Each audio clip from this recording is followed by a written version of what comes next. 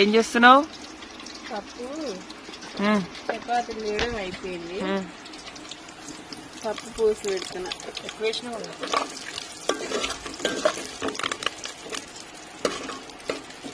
కొంచెం ఎక్కువే పసుపు.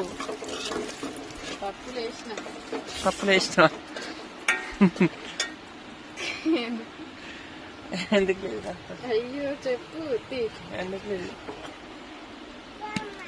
ఈరోజు అయితే మాది పప్పు. పోయి తప్పన పోయి బుస్సు అనాలి, పోయాలి. అట్లా అంటేనే మంచి పప్పు అందం.